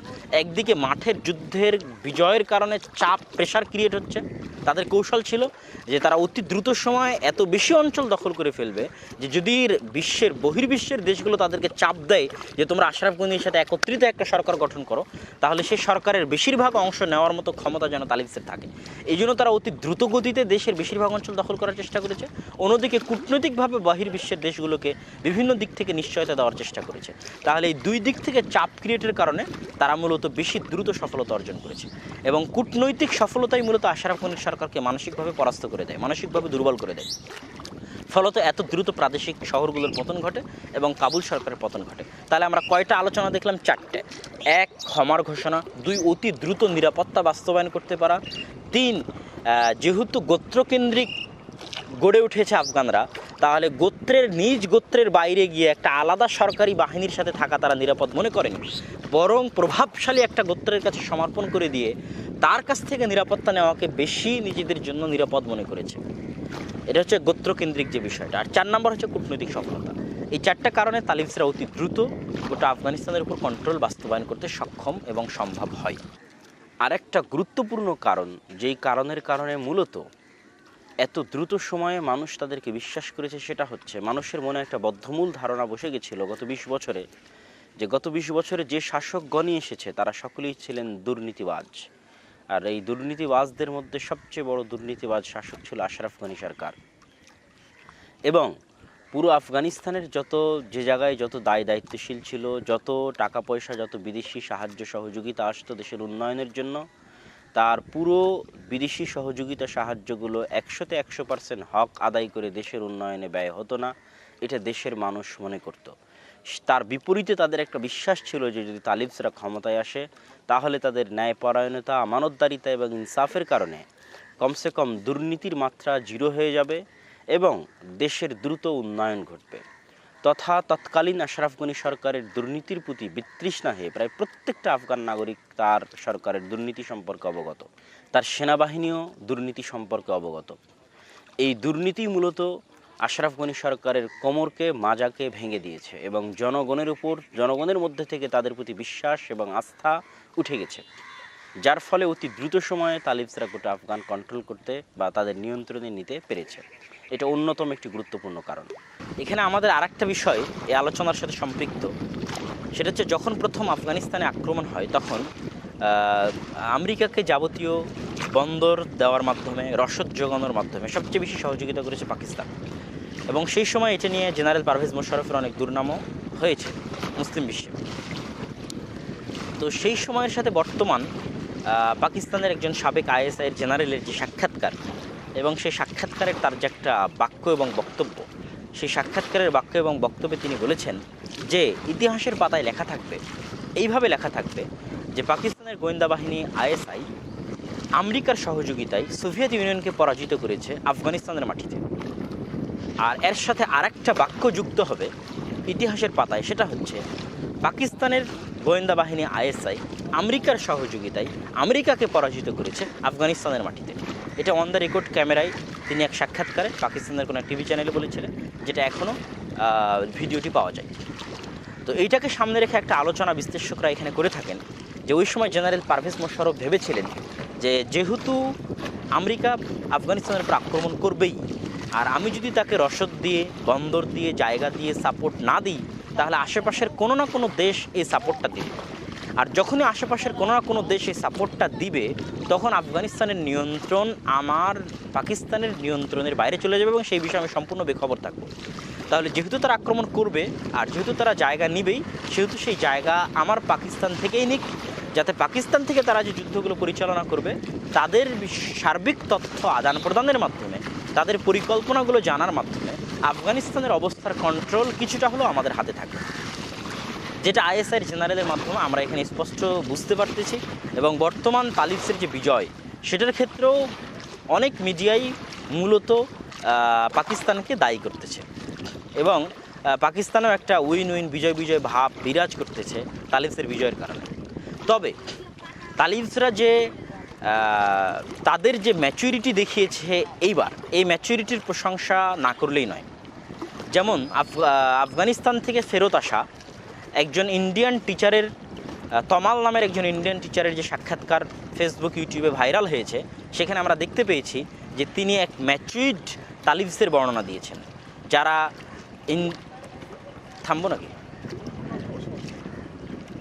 যারা তাদেরকে হামলা না করে, তাদেরকে জীবনের ভয় না দেখিয়ে তাদেরকে নিরাপত্তা দিয়েছে এবং সকল দেশের সাথে সুসম্পর্কের আশ্বাস দিয়েছে। এবং একটা জিনিস মনে রাখতে হবে, যখনই একটা দল 40 বছরের পর খাওয়া হয়, তখন তারা অতীত থেকে শিক্ষা নেয় এবং তারা এটাও জানে যে তারা যদি মাযহাব নিয়ে গোড়ামি করে, দল নিয়ে গোড়ামি করে, তাহলে তারা শাসক হতে পারবে না। শাসককে সবসময় উদার হতে হয়, সকল নাগরিকের প্রতি উদার হতে হয়, সকল ধর্মের প্রতি উদার হতে হয়। আর সকল ধর্মের প্রতি উদারতা তো ইসলামে আছেই, যে সকল ধর্মের মানুষ ইসলামী দেশে স্বাধীনভাবে তাদের নিজ নিজ ধর্মের ইবাদত বন্দেগী করতে পারবে, এতে কোনো সন্দেহ নেই। ঠিক মাযহাবি গোড়ামি নিয়েও যে আমরা আলোচনাগুলো করতেছি, এগুলো এবার তাদের মধ্যে দেখতে পাওয়ার সম্ভাবনা খুব কম বলে আমরা আশা করতে পারি। এই জন্য যে তারা এবার অনেক ম্যাচিউরড এবং তারা জানে যে শাসক হতে হলে গোড়ামি পরিত্যাগ করতে হবে, শাসক হতে হলে উদার হতে হবে। এবং সেই উদারতার পরিচয় তারা প্রত্যেকটা স্টেপে এবং প্রত্যেকটা পর্যায়ে দিচ্ছে বলে আমরা ধারণা করতেছি। তো তালিবানের এই ম্যাচুরিটি থেকে আরও একটা জিনিস বোঝা যায় যে তারা এখন মনোযোগ দিবে দেশ গড়ার প্রতি, দেশকে উন্নত করার প্রতি এবং দেশের অবকাঠামোগত অর্থনৈতিক উন্নতির প্রতি। তারা অন্য কোনো দিকে হয়তো মনোযোগ দিবে না। এই জন্য বেশি উচ্ছ্বসিত হওয়ারও কোনো প্রয়োজন নাই। মানুষ যদি মনে করে যে পূর্ণ 100তে 100 ইসলামী শাসন আসবে, আমার দৃষ্টিতে, আমার বিশ্লেষণে মনে হয় হয়তো এত বেশি মানুষের উচ্ছ্বসিত হওয়া ঠিক নয়। যদিও তাদের প্রশাসনিক কাঠামো কী হবে সেটা নিয়ে আমি পরে আলোচনা করতেছি, কিন্তু তারা এবার যে ম্যাচুরিটির প্রমাণ দিচ্ছে, এটা প্রমাণ করে যে তারা অনেক কম্প্রোমাইজ করবে এবং অনেক ছাড় দেবে। যেমন আগেরবার তারা নিকাব অপরিহার্য হওয়ার কথা বলেছিল, এবার কিন্তু তারা নিকাব অপরিহার্য হওয়ার কথা বলছে না, জাস্ট হিজাব অপরিহার্য হওয়ার কথা বলছে। তথা মুখ খোলা থাকলে সমস্যা নেই, যেটা আগেরবার তাদের নিকটে মুখ খোলা থাকলে সমস্যা ছিল। তো এরকম অনেক ক্ষেত্রে হয়তো আমরা তাদেরকে কম্প্রোমাইজ করতে দেখতে পারি। যেমন তাদের আন্তর্জাতিক ক্রিকেট টিমকে হয়তো তারা নিষিদ্ধ করবে না, তাদের মহিলা ফুটবল বা ক্রিকেট টিমও হয়তো থেকে যেতে পারে। সুতরাং যারা ইসলামী দল আছে বা জনগণ আছে, যারা বেশি আবেগপ্রবণ হয়ে যাচ্ছে, যে হয়তো একটা বিশাল কঠিন ইসলামী শাসন দেখতে পাবে, হয়তো তাদের সেই আশা গুড়ে বালিও হতে পারে। তথা কিছুটা ইসলামী আর কিছুটা সেকুলার শাসন দেখা যেতে পারে। সুতরাং বেশি উচ্ছ্বসিত এবং বেশি আবেগপ্রবণ হওয়ারও প্রয়োজন নাই। তবে তারা যে প্রশাসনিক কাঠামো দিকে তারা যাবে বলে আমাদের ধারণা এবং বিশ্লেষকদের ধারণা, সেই প্রশাসনিক কাঠামোটা কিন্তু ইসলামী প্রশাসনিক কাঠামো, যেটা আমি আমার বহু বক্তব্যে স্পষ্ট করেছি যে ইমারাহ বা আমির এই শব্দটা রাষ্ট্র ক্ষমতার সাথেই সম্পৃক্ত, বায়াহ এই শব্দটা রাষ্ট্র ক্ষমতার সাথেই সম্পৃক্ত, শুরা পরিষদ এর মাধ্যমে, তথা কোনো নির্বাচন বা ভোটের মাধ্যমে নয়, কোনো প্রার্থীর মাধ্যমে নয়। আহলুল হাল্লি ওয়াল আকদ, দেশের যারা বড় বড় জ্ঞানী মানুষ, যোগ্য মানুষ, তাদের নিয়ে একটা শুরা পরিষদ থাকবে, শুরা কাউন্সিল থাকবে। ওই শুরা কাউন্সিল একজন আমিরুল মুমিনিনকে নির্ধারণ করবেন, আমিরুল মুমিনিনকে বাছাই করবেন, তার নামের সাথে আমির লাগানো হবে। তিনিই হচ্ছেন আমির, যিনি আসলে শাসন ক্ষমতার দায়িত্ব রাখেন, তিনি প্রকৃত আমির এবং তিনি হবেন অল ইন অল। এবং তিনি একমাত্র জবাবদিহি থাকবেন আল্লাহ সুবহানাহু ওয়া তাআলা পবিত্র কোরআন এবং হাদিসের সামনে এবং আল্লাহ সুবহানাহু ওয়া তাআলার আদালতের সামনে। এবং দেশের সকল জনগণ তাকে বায়াত দিবে, নুবাইউকুম আলাস সামঈ ওয়াত তাআহ, আমরা আপনার হাতে বায়াত করতেছি আপনার কথা শোনার এবং আপনার আনুগত্য করার, খুশিতে এবং অখুশিতে, রাগান্বিত অবস্থায়, সন্তুষ্টি অবস্থায়, দরিদ্র অবস্থায়, ধনী অবস্থায়, সর্বাবস্থায় আপনার কথা মেনে চলবে মনে বায়াত করতেছি। তাহলে এই বায়াতটাও হচ্ছে রাষ্ট্র ক্ষমতায় অধিষ্ঠিত আমিরের সাথে সম্পৃক্ত। তাহলে ইসলামের যে প্রশাসনিক কাঠামোর যে পরিভাষাগুলো আছে, আমির, বায়াহ, শুরা, এগুলো সবগুলোই হয়তো আল ইমারা আল ইসলামিয়ার মধ্যে দেখা যেতে পারে, তথা ইসলামের প্রশাসনিক কাঠামোর পুরো রূপটা ইমারা ইসলামিয়া আমরা দেখতে পেতে পারি বলে ধারণা করতে পারি।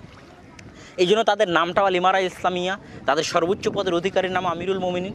এবং বায়াতের মাধ্যমেই তারা, যেমন এখনও বিভিন্ন ভিডিও আসতেছে, বড় বড় গোত্র নেতাদের ডেকে তারা বায়াত নিচ্ছে, বড় বড় বিভিন্ন অঞ্চলের বড় বড় দল, তাদের নেতা, তাদের জনগণকে ডেকে তারা বায়াত নিচ্ছে। তাহলে বায়াহ, ইমারাহ, আমির, শুরা, ইসলামের রাষ্ট্রীয় ক্ষমতার সাথে সম্পৃক্ত এই পরিভাষাগুলো ব্যবহার করে এই প্রশাসনিক কাঠামোটা হয়তো ইসলামী খেলাফার যে প্রশাসনিক কাঠামো আছে সেই প্রশাসনিক কাঠামোটা আমরা দেখতে পেতে পারি বলে আশা করতে পারি। সেই ক্ষেত্রে হয়তো অল ইন অল সব কিছু থাকবেন আমিরুল মোমিনিন শাইখুল হাদিস হেবাতুল্লাহ আখুনজাদা, যাকে আমরা অন স্ক্রিনে দেখতে পাচ্ছি না, লাইভে দেখতে পাচ্ছি না। এখন পর্যন্ত এত কিছু ঘটে যাওয়ার পরও তাকে অন স্ক্রিন বা লাইভ দেখা যায়নি, তার লাইভ কোনো ছবি, লাইভ কোনো ভিডিও নাই। তিনি এখনও পর্দার আড়ালে আছেন। হয়তো তিনি পর্দার আড়াল থেকেই দেশ পরিচালনা করবেন, সামনে হয়তো আসবেন না। প্রেসিডেন্ট, প্রধানমন্ত্রী হয়তো তিনি শুরা কাউন্সিলের পরামর্শ নিয়ে নিয়োগ দিবেন অস্থায়ীভাবে, এবং কিছু কিছু দায়িত্বশীল হয়তো নির্বাচনের মাধ্যমে, জনগণের মাধ্যমে নির্বাচন করার ব্যবস্থা থাকবে। আর সর্বময় ক্ষমতার অধিকারী থাকবেন হয়তো আমিরুল মোমিনিন মোল্লা হেবাতুল্লাহ আখুনজাদা, এবং তিনি হয়তো জনগণের সামনে সেভাবে আসবেন না, বরং আড়াল থেকে দেশ পরিচালনা করবেন। আর তিনি অস্থায়ীভাবে 3 বা 5 বছরের জন্য যে প্রেসিডেন্ট, প্রধানমন্ত্রী নিয়োগ দিবেন তাদের মাধ্যমে, এবং দেশের অভ্যন্তরে ছোট ছোট বিষয়গুলোর কিছু নির্বাচন করিয়ে, যেমন চেয়ারম্যান পর্যায়ে, মেম্বার পর্যায়ে বা এমপি পর্যায়ে হয়তো কিছু নির্বাচন করে এইভাবে হয়তো তারা দেশটা পরিচালনা করার চেষ্টা করবে। আমাদের আলোচনা একটা বিষয় ছুটে গেছিলো, যে আমরা যেটা বলতে চেয়েছিলাম যে তালিবদের সাথে অন্যান্য সশস্ত্র গোষ্ঠীগুলোর পার্থক্য, সেটা আইএসআই হোক, আইএস হোক, দায়েশ হোক, বা তেহরিকে তালেবান পাকিস্তান হোক, বা যে দলই হোক না কেন, সেটার মধ্যে 1 নম্বর পার্থক্য হচ্ছে অন্য কোনো সশস্ত্র গোষ্ঠী পৃথিবীর কোনো দেশ কর্তৃক স্বীকৃত অবস্থায় শাসন ক্ষমতায় এসে এত লম্বা সময় যাবৎ শাসন ক্ষমতা পরিচালনা করার সুযোগ পায়নি। সেই জায়গায় তালিবরা 1996 থেকে 2001 পর্যন্ত পৃথিবীর প্রায় 3-3 দেশের স্বীকৃতি নিয়ে নিজেদের শাসন ক্ষমতা পরিচালনা করেছে, তথা শাসক হওয়ার স্বাদ পেয়েছে। এবং এমন একটা অবস্থায় তারা শাসক হয়েছে যখন ওই দেশে ল অ্যান্ড অর্ডার ছিল না। দ্বিতীয়ত, শাসক থাকা অবস্থায় তাদেরকে পতন ঘটানো হয়। এই জন্য তারা সেই শাসক হওয়ার দাবির নৈতিক ভিত্তিতে পুনরায় তারা যুদ্ধ পরিচালনা করতে থাকে। আর অন্যান্য যত সশস্ত্র গোষ্ঠীগুলো রয়েছে, তারা যে দেশে যেভাবে কার্যক্রম পরিচালনা করে, সবগুলো দেশেই সেই দেশের ল অ্যান্ড অর্ডার সম্পূর্ণরূপে বাস্তবায়ন থাকার পরেও সেই দেশের বিরুদ্ধে তারা কার্যক্রম পরিচালনা করে, এবং তারা কোনো দেশের কোনো সময় শাসন ক্ষমতা পায়নি যে সেই শাসন ক্ষমতা হারিয়ে যাওয়ার কারণে তারা সেই শাসন ক্ষমতা উদ্ধারের জন্য যুদ্ধ করবে। আবার ওই সমস্ত দেশের ল অ্যান্ড অর্ডারও ভেঙে পড়েনি যে সেই সমস্ত দেশের ল অ্যান্ড অর্ডার ভেঙে পড়ার কারণে তারা শাসন ক্ষমতা গ্রহণ করবে। এই দুইটা বড় পার্থক্য রয়েছে তালিবদের সাথে অন্য সশস্ত্র গোষ্ঠীর। এই জন্য তালিবরা কোনো সময় অন্য দেশের অভ্যন্তরে গিয়ে কোনো প্রকার অভ্যন্তরীণ হামলা পরিচালনা করে না, যেটা যেমন তাহরিকে তালেবান পাকিস্তান মনে করে মানুষ, যে তাহরিকে তালেবান পাকিস্তান আর আফগান তালেবান এক, এটা অনেক ভুল ধারণা। তারা কোনো সময় এক নয়, বরং আলাদা। কেননা আফগান তালেবান কোনো সময় অন্য দেশের অভ্যন্তরে গিয়ে সেই দেশের বিরুদ্ধে কিছু করা, যেই দেশে ল অ্যান্ড অর্ডার আছে, এরকম কাজ তারা করে না। বরং তারা সবসময় পাকিস্তানের শাসক গোষ্ঠী, আর্মি, সেনাবাহিনীর সাথে ভালো সম্পর্ক রক্ষা করা, বহির্বিশ্বের বড় বড় দেশের সাথে ভালো সম্পর্ক রক্ষা করা, এটা তাদের শুরুতেও অবস্থান ছিল, এখনও অবস্থান। কিন্তু অন্যান্য সশস্ত্র গোষ্ঠীগুলো একটা প্রতিষ্ঠিত দেশের, প্রতিষ্ঠিত সরকারের বিরুদ্ধে কাজ করার চেষ্টা করে। এটা একটা বড় মৌলিক পার্থক্য। তালিবদের সাথে অন্যান্য সশস্ত্র গোষ্ঠীর পার্থক্য বর্ণনা করছিলাম। এই পার্থক্য বর্ণনা করতে গিয়ে একটা প্রশ্ন এখানে এসে যায়, যে আমেরিকা কী জন্য 20 বছর পর তাদের সাথেই চুক্তিতে আবদ্ধ হলো এবং তাদের হাতে আফগানিস্তান ছেড়ে দিয়ে চলে যাচ্ছে বা চলে গেল। এর পিছনে অনেক বিশ্লেষকের অনেক রকমের মন্তব্য আছে। তার মধ্যে গুরুত্বপূর্ণ কয়েকটা মন্তব্য আপনাদের সামনে পেশ করছি। বিশ্লেষকদের একটা মন্তব্য হচ্ছে যে আফগানিস্তানে আইএসের উপস্থিতি দেখা যাচ্ছিল। তো এই উপস্থিতিকে আমেরিকা তার নিজের জন্য হুমকি মনে করছিল এবং আইএসের চাইতে তালিবানের হাতে আফগানিস্তান নিরাপদে থাকবে এবং তালিবানরা ক্ষমতায় আসলে এখানে আইএসের কোনো জায়গা বা অস্তিত্ব থাকবে না, এই বিষয়টা তারা অনুভব করতে পেরেছিল। সেই দিক থেকে তালিবানকে তারা বেশি নিরাপদ মনে করেছে। তার সবচেয়ে বড় কারণ হচ্ছে তালিবানরা কিছুটা জাতীয়তাবাদী ইসলামিস্ট তথা জাতীয়তাবাদী ইসলামপন্থী দল, তথা তারা শুধু আফগান দেশ, আফগান জাতীয়তাবাদ এবং সেই সীমানার মধ্যে সীমাবদ্ধ থেকে ইসলামী শরীয়তে আইন চায়। কিন্তু যারা আইএস আছে তারা জাতীয়তাবাদী নয়, বরং তারা সকল দেশের অভ্যন্তরে সকল দেশের প্রতিষ্ঠিত সরকারের বিরুদ্ধে বিভিন্ন রকমের তাদের যে কার্যক্রমগুলো রয়েছে, সশস্ত্র কার্যক্রম রয়েছে, সন্ত্রাসী কার্যক্রম রয়েছে, সেগুলো তারা পরিচালনা করে থাকে। ফলত এই জায়গায় তালিবানরাই বেশি নিরাপদ মনে হয়েছে আমেরিকার নিকটে। এখানে আরও একটা কথা মনে রাখতে হবে আমাদেরকে, যে 2001 সালে যখন আমেরিকা আক্রমণ করেছিল তখনও যে তারা তালিবানদের পক্ষে ছিল না তা না, তখনও কিন্তু তারা তালিবানদের পক্ষে ছিল। জাস্ট এই কারণে তারা আক্রমণ করেছে যে একটা বিদেশি সশস্ত্র গোষ্ঠীকে আশ্রয় দিয়েছে তালিবান, তাদের যেন আশ্রয় না দেয়, এই কথার দ্বিমতের কারণে মূলত তারা আক্রমণ করেছে। তখন তালিবানরা বলছিল যে তাদের দোষ কি সেটা তোমরা খুঁজে বের করে দাও, তাদের দোষ প্রমাণ করতে পারলে আমরা তাদেরকে বের করে দেবো। এরকম একটা তর্ক বিতর্কের মধ্যে মূলত আমেরিকা তাদের উপর আক্রমণ করে। কিন্তু তখনও আমেরিকা তালিবানকে কোনো জঙ্গি বা সন্ত্রাসী গোষ্ঠী মনে করতো না, কেননা তখনও তারা জাতীয়তাবাদী ইসলামী দল ছিল, নিজের দেশের সীমানার মধ্যে থেকে কার্যক্রম পরিচালনা করা পছন্দ করতো। সেই দৃষ্টিকোণ থেকে 20 বছর পর তারা আরও বেশি ম্যাচুরিটি এবং আরও বেশি উদারতার পরিচয় দিচ্ছে। এই জন্য আমেরিকা আইএসের চাইতে তালিবানের হাতে আফগানিস্তান থাকুক এটাকে বেশি নিরাপদ মনে করেছে। আর একটা বড় কারণ হচ্ছে যে সুলতান সালাহুদ্দিন আইয়ুবী রাহিমাহুল্লাহ যখন হেত্তিনের যুদ্ধে ক্রুসেডারদের পরাজিত করছিলেন, তখন তিনি একটা বিষয় খেয়াল করেছেন যে যারা ক্রুসেডার তারা অধিকাংশ ইউরোপের দেশ থেকে এসেছে, আর ইউরোপ হচ্ছে শীত প্রধান দেশ। আর শীত প্রধান দেশ থেকে যারা এসেছে তারা মরুর দেশে সেভাবে যুদ্ধে সফল হতে পারবে না, মরুর গরমের কারণে।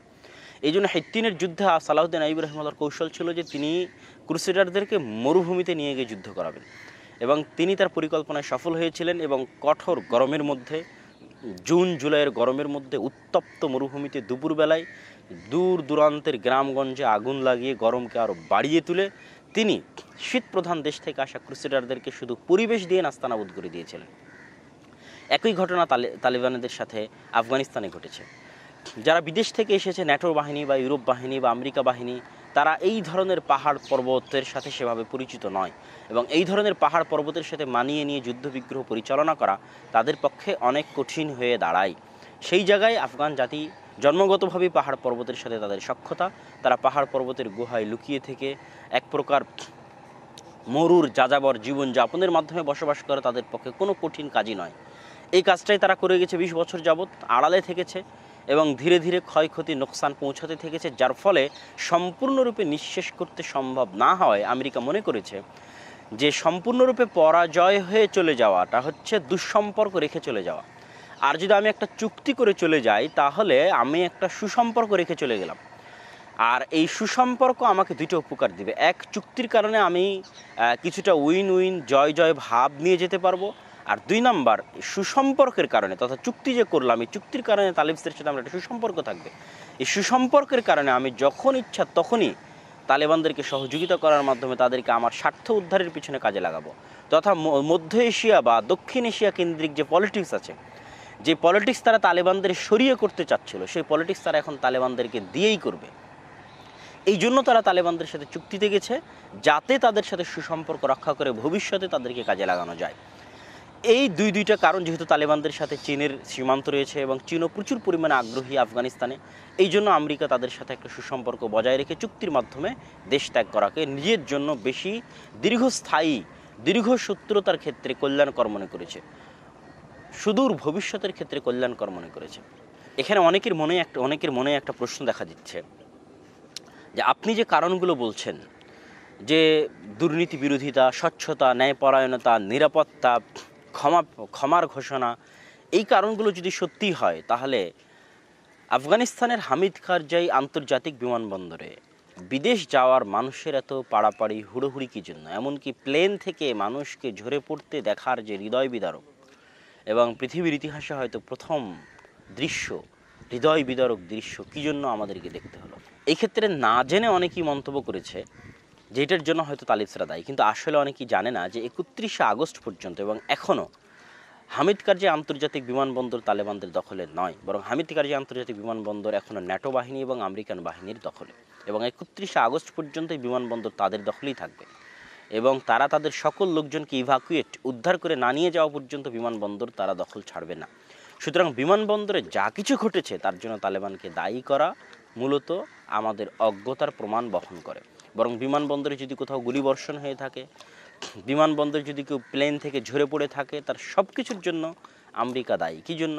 ওটা আমেরিকার বিমান, আমেরিকা জানছে মানুষ ঝুলতেছে, সে কী জন্য মানুষকে আর একটা বিমানে উঠালো না, বা সে কী জন্য মানুষকে নামিয়ে নিয়ে তারপরে বিমান উড্ডয়ন করালো না। পুরো যে মিসম্যানেজমেন্ট হয়েছে বিমানবন্দরে, তার সব কিছুর জন্য আমেরিকা দায়ী। কেননা সেখানে তালেবানের কোনো উপস্থিতিই ছিল না, এটা চুক্তির বাইরে। এখানে তারা এখনও ঢুকতেই পারেনি এবং পারবেও না যতক্ষণ না একটা আমেরিকান সৈন্যবাহিনী কাবুল বিমানবন্দর, হামিদ কারজাই বিমানবন্দর ত্যাগ না করেছে, ততক্ষণ পর্যন্ত সেখানে কোনো তালেবানদের হস্তক্ষেপ করা সম্ভব নয়, এটা চুক্তি অনুযায়ী, তথা 31শে আগস্ট পর্যন্ত। সুতরাং সেই ক্ষেত্রে আন্তর্জাতিক বিমানবন্দরে, কাবুল বিমানবন্দরে যা কিছু ঘটেছে তার জন্য তাদেরকে দায়ী করা উচিত নয়। 2 নম্বর হচ্ছে, এইটাকে আপনি ভয় ডর থেকে দেখা ঠিক হবে না। এটা ভয় ডর নয়, বরং এটা হচ্ছে অর্থনৈতিক লোভ, অর্থনৈতিক অভিবাসন। যেমন আপনি যদি আমাদের বাংলাদেশের এই শান্ত নিরাপদ শহরেও ঘোষণা করে দেন যে আপনি অমুক বিমানবন্দরে অমুক বিমানে গেলে আপনি আমেরিকার নাগরিকত্ব পেয়ে যাবেন এবং আপনি আমেরিকাতে বসবাস করার সুযোগ পাবেন, তাহলে আপনি দেখবেন ঢাকা আন্তর্জাতিক শাহজালাল বিমানবন্দর থেকে শুরু করে চিটাগাং বিমানবন্দর থেকে শুরু করে সব বিমানবন্দরে দেখবেন কিভাবে ঢাকার মানুষ ভেঙে পড়ে, বাংলাদেশের মানুষ ভেঙে পড়ে এবং হয়তো কাবুল বিমানবন্দরের চেয়ে তো খারাপ অবস্থা বিরাজ করতে পারে। এত আমাদের মতো একটা উন্নয়নশীল, সুন্দর, সুশৃঙ্খল একটা দেশেও যদি আমেরিকায় যাওয়ার এবং বসবাসের সুযোগের ঘোষণা হয়, তাহলে কাবুল বিমানবন্দরের চেয়ে তো বেশি খারাপ অবস্থা তৈরি হবে, কম নয় বরং বেশি হবে। সেই জায়গায় যুদ্ধ বিগ্রহপূর্ণ একটা দেশে যে নতুন একটা দল ক্ষমতায় আসতেছে, যাদের বিষয়ে বিভিন্ন রকমের প্রোপাগান্ডা সারা বিশ্বের মিডিয়ায় প্রচারিত হচ্ছে, তার মধ্যে যদি কেউ ঘোষণা করে যে কাবুল বিমানবন্দরে আসলে আপনি আমেরিকার নাগরিকত্ব পেয়ে যেতে পারেন, আমেরিকায় চলে যেতে পারেন, তাহলে যতই আপনি ভয়হীনতার আশ্বাস দেখান, ডরহীনতার আশ্বাস দেখান, তাদের অন্তরে যতই তাদের সম্পর্কে ভীতি কাজ না করুক, ডর কাজ না করুক, কিন্তু ওই যে অর্থের লোভ, ওই যে বিদেশে বসবাসের লোভ, এই লোভ তো আর তারা সামলাতে পারবে না, যেমন আমাদের দেশের মানুষেরাও সামলাতে পারবে না। সুতরাং এইটার জন্য তাদেরকে দায়ী করা, তালিবানদেরকে দায়ী করা কোনো মতেই যৌক্তিক নয়। বরং এখান থেকে আমাদের যে জিনিসটা বোঝার আছে এবং যে জিনিসটা শিক্ষার আছে, সেটা হচ্ছে আপনি গত 20 বছর যাদেরকে সার্ভ করলেন, যাদেরকে সেবা করলেন, যাদের গোলামি করলেন, স্বজাতির বিরুদ্ধে গিয়ে, স্বগোত্রের বিরুদ্ধে গিয়ে, যাদের কথায় উঠলেন, যাদের কথায় বসলেন, যাদের বেতন ভক্ষণ করলেন, যাদের সকল কাজ করে দিলেন, গোয়েন্দা হিসেবে কাজ করে দিলেন, অনুবাদের কাজ করে দিলেন, সকল প্রজেক্ট বাস্তবায়ন করে দিলেন, এমনকি তাদের হয়ে যুদ্ধে অবতীর্ণ হলেন, নিজের ভাইয়ের বুকে গুলি পর্যন্ত ধরলেন, সে আমেরিকা যখন আফগানিস্তান ছেড়ে চলে যাচ্ছে, তখন সে আমেরিকার সেনাবাহিনী তাদের কুকুরগুলো নিয়ে যেতে ভোলেনি। তাদের সাথে যে পোষা কুকুরগুলো ছিল, সে পোষা কুকুরগুলোর জায়গা ঠিকই বিমানে হয়েছে। কিন্তু এই সমস্ত দাসত্ব বরণকারী, গোলামির জিঞ্জির বেড়ি পায়ে বেঁধে নিয়ে যারা তাদের দাসত্ব করেছিল, সেবা করেছিল, তাদের জায়গা কিন্তু বিমানে হয়নি, তাদের জায়গা হয়েছে বিমানের চাকায় এবং সেই চাকার নিচে পিষ্ট হয়ে মৃত্যু। তাদের জায়গা হয়েছে বিমানের পাখায় এবং সেই পাখা থেকে ঝরে পড়ে মৃত্যু। সুতরাং এখান থেকে যুগে যুগে যারাই স্বজাতি, স্বগোত্র, স্বদেশের বিরুদ্ধে গিয়ে অন্যের দালালিতে লিপ্ত হবে, তাদের জন্য শিক্ষা আছে যে যারা এরকম দখলদার শাসক হয়, তারা কোনো সময়ই তাদের অনুগত দাসদের হেফাজতের চিন্তা করে না। সুতরাং এখান থেকে আমাদের শিক্ষা নিতে হবে। এখানে তাদেরকে কোনো দোষ দেওয়া অযৌক্তিক, বরং শিক্ষা নেওয়াটা বেশি যৌক্তিক এবং বেশি উপকারী হবে আমাদের জন্য। আমরা পাঞ্জশিরের কথাটাও বলতে চেয়েছিলাম, যে পাঞ্জশির বা আমাদের বাংলায় লেখে পানশির, কিন্তু সঠিক উচ্চারণ হচ্ছে পাঞ্জশির, 5টা নদীর সমাহার। প্রাকৃতিক দিক থেকে অনেক সুন্দর একটি দেশ, কাবুল থেকে 200-250 কিলোমিটার দূরত্বে, তাজিকিস্তানের সীমান্ত লাগোয়া এবং নর্দার্ন অ্যালায়েন্স তথা উত্তরাঞ্চল, যেটা এর আগেও বহুবার আমি আপনাদের সামনে বলেছি যে উত্তরাঞ্চল মূলত কাজাখ, তাজিক, উজবেক, হাজারা ইত্যাদি জাতিগোত্রের বসবাস, যাদের সাথে পশতুনদের চিরন্তন বিদ্বেষ রয়েছে এবং তাদেরকে কাজে লাগিয়েই গতবার আমেরিকা তালেবানের পতন ঘটিয়েছিল।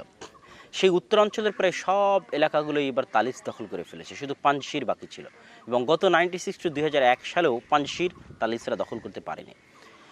তো এবার পাঞ্জশিরকে কেন্দ্র করে একদম ঘোষণা দিয়ে যুদ্ধবিগ্রহ চলতেছে, যেটা আপনার পেপার পত্রিকা টিভিতে দেখতেছেন। তো এখানে অনেকেই মনে করবেন যে এটার ফলাফল কী হতে পারে। এখানে আমি যেটা বলবো সেটা হচ্ছে, এর আগের বার যখন 1996-2001 আহমদ শাহ মাসুদ ছিল, যাকে লায়ন অফ দ্য পানশির বলা হতো, পানশিরের সিংহ, এবং তখন এটা সীমান্ত ছিল তাজিকিস্তানের সাথে, এবং সীমান্ত থাকার কারণে আন্তর্জাতিক সহযোগিতা পাওয়া এবং সেটাকে কাজে লাগিয়ে একটা সশস্ত্র বাহিনী গড়ে তুলে প্রতিরোধ গড়ে তোলার ক্ষেত্রে তাদের জন্য সুবিধা হতো। কিন্তু এখন পানশিরের যে অবস্থা সেটা হচ্ছে সীমান্ত সকল এলাকাগুলো এবং উত্তরাঞ্চলের চারিদিক থেকে তালিসরা দখল করে ফেলেছে, জাস্ট পানশির শহরটুকু বাকি আছে, তথা সীমান্তে কোনো দেশের সাথে তাদের সম্পর্ক নেই, তারা চারিদিক থেকে তালিস কর্তৃক আবদ্ধ, চারিদিক থেকে তালিস কর্তৃক আবদ্ধ হয়ে, এবং আহমদ শাহ মাসুদের মতো লায়ন যে মারা গেছে নাই, তার অনুপস্থিতিতে তার সন্তান যে বিদেশে পড়াশোনা করেছে, আমেরিকা লন্ডনে পড়াশোনা করেছে, সে কতটা তালিসদের সাথে যুদ্ধে টিকতে পারবে এটা সন্দেহান। সুতরাং পানশিরও হয়তো অতি অল্প সময়ের মধ্যে, অতি দ্রুত সময়ের মধ্যে তালিসদের হাতে চলে আসবে। এটাই আমাদের সংক্ষিপ্ত বিশ্লেষণে আমাদের কাছে এটাই মনে হয়েছে। এখানে মধ্যপ্রাচ্যের রাজনীতির একটা গুরুত্বপূর্ণ বিষয় আফগানিস্তানের সাথে জড়িত। আফগানিস্তান যেমন দক্ষিণ এশিয়ার সাথে জড়িত, তেমন মধ্য এশিয়ার সাথে জড়িত, তেমন মধ্যপ্রাচ্যের সাথেও জড়িত। মধ্য এশিয়ার সাথে জড়িত রাশিয়া কেন্দ্রিক যে দেশগুলো আছে, উজবেকিস্তান, তাজিকিস্তান, কিরগিজস্তান, তাদের সাথে সীমান্ত থাকার কারণে, দক্ষিণ এশিয়ার সাথে জড়িত পাকিস্তানের সাথে সীমান্ত থাকার কারণে, ভারতের স্বার্থ থাকার কারণে, চীনের সাথে সীমান্ত থাকার কারণে, আর মধ্যপ্রাচ্যের রাজনীতির সাথে জড়িত হচ্ছে ইরানের সাথে বিশাল সীমান্ত থাকার কারণে। এবং ইরানের সাথে বিশাল সীমান্ত থাকার কারণে আফগানিস্তান হচ্ছে একটা ইন্টারেস্টেড জায়গা সৌদি আরবের জন্য। এবং আগেও গত টার্মেও সৌদি আরব তালিবানদেরকে সর্বপ্রথম স্বীকৃতি প্রদান করেছিল। এবং এখনও যেহেতু সৌদি আরব মধ্যপ্রাচ্যের রাজনীতিতে সবচেয়ে সক্রিয় দেশ, সেহেতু এই সুযোগ সৌদি আরব হারাবে না বলে আমাদের ধারণা বা আমাদের বিশ্লেষণ বলে। কী জন্য হারাবে না? যেহেতু ইরানের সাথে বিশাল একটা সীমান্ত রয়েছে, এই বিশাল সীমান্তকে কাজে লাগিয়ে যদি আফগানিস্তানের তালিব সরকার আলিমার আল ইসলামিয়াকে যদি সৌদি আরব নিজের কন্ট্রোলে রাখতে পারে, তাহলে এটা দিয়ে সে ইরানের উপর চাপ প্রয়োগ করতে পারবে, যে চাপটা ইরান ইয়েমেনের মাধ্যমে বা সিরিয়ার মাধ্যমে যেই চাপ সৌদি আরবের উপর প্রয়োগ করে, সেটা পাল্টা ইরানের উপর প্রয়োগ করতে পারবে ইরানের পাশে থেকেই আফগানিস্তানের মাধ্যমে। এই জন্য সৌদি আরব চাইবে, তৎপর হবে যে আল ইমার আল ইসলামিয়ার সাথে তাদের সুসম্পর্ক থাকুক। আর যেহেতু এখন আল ইমার আল ইসলামিয়ার অনেক টাকা পয়সার প্রয়োজন, হয়তো টাকা পয়সা থেকে সার্বিক সহযোগিতা করার মাধ্যমে সৌদি ভালো সম্পর্ক গড়ে তুলতে পারে। এবং যখনই সৌদি আরব এখানে আগ্রহ দেখাবে, তখনই এখানে তুরস্ক এবং ইরানেরও আগ্রহের জায়গা। আগে থেকেই তুরস্কের আগ্রহের জায়গা এই জন্য যে তুরস্ক ন্যাটো বাহিনীর সদস্য ছিল, ন্যাটো বাহিনীর সদস্য হিসেবে একমাত্র মুসলিম দেশ হিসেবে তারা এখানে যুদ্ধ করেছে। তারপরেও আরও আগ্রহের জায়গা এই জন্য যে তুরস্ক আফগানিস্তানে থেকে যাওয়ার ইচ্ছা পোষণ করেছিল, বাকায়দা ঘোষণা দিয়ে থেকে যাওয়ার ইচ্ছা পোষণ করেছিল, এবং কাবুল আন্তর্জাতিক বিমানবন্দরের নিরাপত্তা নেওয়ার দায়িত্ব নেওয়ার ইচ্ছা পোষণ করেছিল।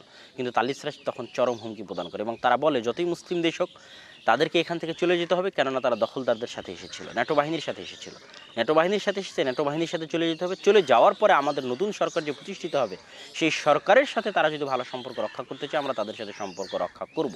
এবং নতুন সরকারের ঘোষণা তালিসরা হয়তো এখনও দিবে না, যতক্ষণ না একটা বিদেশি সৈন্য আফগানিস্তান পরিত্যাগ করে, ততক্ষণ হয়তো নতুন সরকারের ঘোষণা তারা দিবে না। এটা আমাদের ধারণা এবং বিশ্লেষণ বলছে, আল্লাহ আলম। আর নতুন সরকারের এখানে তুরস্কের যে আগ্রহটা, যেহেতু ন্যাটোর সদস্য, দ্বিতীয়ত নিজে থেকে আগ্রহ প্রকাশ করেছিল কাবুল বন্দর দখল করার, এখন আবার ইদানিং 2-1 দিন যে আগ্রহটা প্রকাশ করতেছে, সেটা হচ্ছে যে তারা তালিবদের সাথে ভালো সম্পর্ক রক্ষা করতে চায়। সুতরাং সৌদি আরব যখনই আগ্রহ দেখাবে, তখনই সেখানে তুরস্ক আগ্রহ দেখাবে, ইরানও আগ্রহ দেখাবে, এটি স্বাভাবিক। আর এখানে আরও আগ্রহ দেখানোর কারণ হচ্ছে যে আশরাফ গনিকে কিন্তু অন্য কোনো দেশ আশ্রয় দেয়নি, বরং আরব আমিরাত আশ্রয় দিয়েছে। আর এখন আরব আমিরাতের সাথে টুকটাক সৌদি আরবের একটু সম্পর্ক দুর্বল চলতেছে বলে বিভিন্ন পেপার পত্রিকা নিউজের মাধ্যমে জানা যায়। সুতরাং সেই ক্ষেত্রে তার বিপরীতে গিয়ে সৌদি আরব চাইবে যে বর্তমান যে সরকার আসতেছে তার সাথে ভালো সম্পর্ক রক্ষা করার। আর যেহেতু পাকিস্তানের সাথে সৌদি আরবের ঐতিহাসিক ভালো সম্পর্ক আছে, সেহেতু পাকিস্তানের মাধ্যমেও পাকিস্তানকে কাজে লাগিয়ে বা পাকিস্তান সৌদি আরবকে কাজে লাগিয়ে আফগানিস্তানে তাদের একটা বিনিয়োগ বা ইনভেস্ট বা একটা ভালো সুসম্পর্ক গড়ে তোলার চেষ্টা করবে। কেন এর আগেও 1996-2001 সালে পাকিস্তান এবং সৌদি আরবই একমাত্র 2 মুসলিম দেশ যারা এই সরকারকে স্বীকৃতি দিয়েছিল। হয়তো এবারও একই দৃশ্যের অবতারণা হতে পারে যে সৌদি আরব এবং পাকিস্তান, তার সাথে চীন ও রাশিয়া হয়তো আল ইমার আল ইসলামিয়া আফগানিস্তানকে সমর্থন দিবে। সুতরাং আফগানিস্তান কেন্দ্রিক মধ্যপ্রাচ্যের রাজনীতিও সরগরম হয়ে উঠবে, দক্ষিণ এশিয়ার রাজনীতিও সরগরম হবে, এবং দক্ষিণ এশিয়ার রাজনীতিতে ভারতের প্রভাব কমতে পারে হয়তো, এবং চীনের প্রভাব বাড়তে পারে।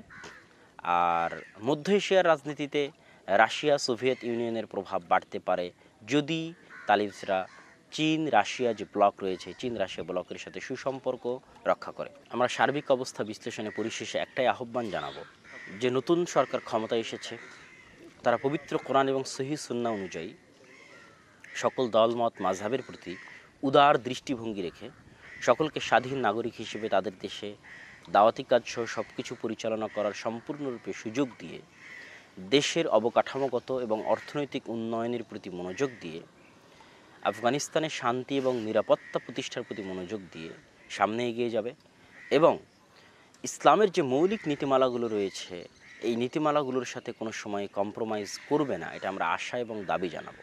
যেহেতু 20 বছর চেষ্টা করে তারা এই ইসলামী শরীয়ত বাস্তবায়নের জন্যই, আলিমার আল ইসলামিয়া ধরে রাখার জন্যই 20 বছর চেষ্টা করে তারা এই পর্যায়ে এসেছে। আজকে এই পর্যায়ে আসার পরে যদি তারা কম্প্রোমাইজ করে এবং শরীয়তের বিভিন্ন বিষয়গুলোর সাথে তারা কম্প্রোমাইজ করে বহির্বিশ্বের সাথে সম্পর্ক ভালো রাখার জন্য, তাহলে এটা একটা খারাপ উদাহরণ হয়ে থাকবে। বরং উদাহরণ এটাই হতে হবে যে পূর্ণ ইসলাম বাস্তবায়ন সম্ভব বহির্বিশ্বের সাথে পূর্ণ সম্পর্ক বজায় রেখে, যেটা সৌদি আরব একটা সময় করে দেখিয়েছে এবং এখনও অনেকাংশে দেখাচ্ছে যে পূর্ণ ইসলাম বাস্তবায়ন, ইসলামের সকল আইন কানুন হুকুম আহকাম সম্পূর্ণরূপে বাস্তবায়ন করা সম্ভব বহির্বিশ্বের সাথে সম্পর্ক রেখেই। আর এটার সবচেয়ে বড় শক্তি হবে অর্থনৈতিক শক্তি। যে অর্থনীতিতে স্বয়ংসম্পূর্ণ তাকে পৃথিবী আঙ্গুল তুলে চোখ তুলে তাকিয়ে কথা বলতে পারবে না। সুতরাং অর্থনৈতিক স্বয়ংসম্পূর্ণতার দিকে এগিয়ে যেতে হবে, আল্লাহ সুবহানাহু ওয়া তাআলার নিকটে দোয়া করতে হবে এবং আমাদেরকেও তাদেরকে সৎ পরামর্শ এবং তাদের জন্য সৎ কল্যাণকর দোয়া আমাদেরকে করতে হবে। আল্লাহ সুবহানাহু ওয়া তাআলা সারা পৃথিবীর সকল মুসলিমকে, সকল মজলুম মুসলিমদেরকে নিরাপদ রাখুন, তাদেরকে তাদের অত্যাচার থেকে, জুলুম থেকে, অন্যায় আচরণ থেকে আল্লাহ সুবহানাহু ওয়া তাআলা তাদেরকে হেফাজত করুন এবং যত জালিম তাদের উপর অত্যাচার করছে তাদের কবল থেকে তাদেরকে মুক্তি দান করুন এবং পৃথিবীর যে কোনায় যে প্রান্তে যত মুসলমান রয়েছে সকল মুসলমানকে আল্লাহ সুবহানাহু ওয়া তাআলা শান্তিতে, নিরাপত্তার সাথে দ্বীনে ইসলাম পালন করার তৌফিক দান করুন। আর দ্বীনে ইসলামকে সারা পৃথিবীর সকল দ্বীন এবং ধর্মের উপর গালেব, প্রাধান্য এবং বিস্তার লাভ করার তৌফিক দান করুন। আল্লাহুম্মা আমিন। ওয়া আখিরু দাওয়ানা আনিল হামদুলিল্লাহি রাব্বিল আলামিন। আসসালামু আলাইকুম ওয়া রাহমাতুল্লাহি ওয়া বারাকাতুহু।